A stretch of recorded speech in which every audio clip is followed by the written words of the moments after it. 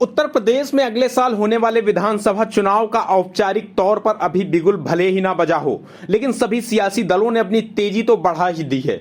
सूबे की सभी पार्टियां मिशन 2022 की चुनावी जंग फतह करने के लिए जातीय बिसात पर अपने सियासी समीकरण साधने में जुटे हुए हैं।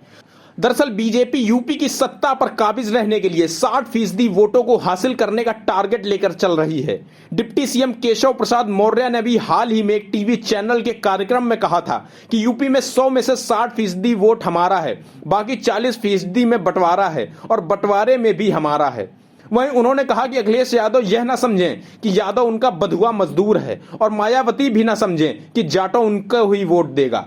यदुवंशी और रैदास वंशी भी बीजेपी के साथ है।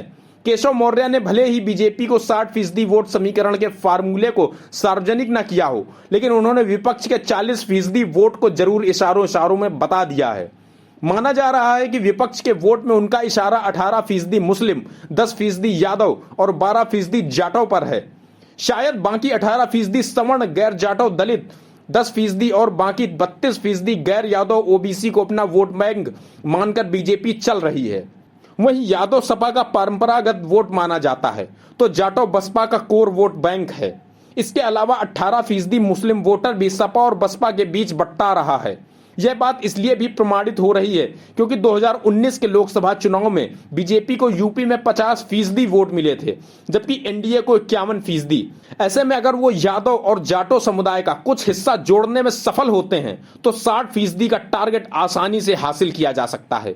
वहीं दूसरी तरफ देखें तो 2017 के चुनाव में सपा को 22% और बसपा को 18% वोट मिले थे, जिन्हें मिलाकर 40% हो रहा है और इससे भी बीजेपी के वोट मिलने की उम्मीद लगा रखी है। हालांकि सीएसडीएस की रिपोर्ट के मुताबिक 2014 और 19 के लोकसभा चुनाव में यादव समुदाय का करीब 27% के आसपास वोट बीजेपी को मिला है। दरअसल बीजेपी ने यूपी में 3 यादव समुदाय को जिला पंचायत अध्यक्ष बनाने में कामयाबी रही है। योगी कैबिनेट में गिरीश यादव मंत्री हैं। इससे जाहिर होता है कि बीजेपी की नजर अखिलेश यादव के कोर वोट बैंक में भी सेंधमारी करने की है।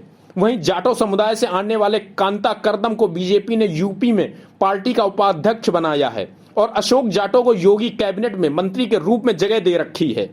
इसके अलावा यूपी अनुसूचित जाति आयोग की कमान भी डॉक्टर राम बाबू हरित को सौंपी गई है, जो जाटो समुदाय से आते हैं।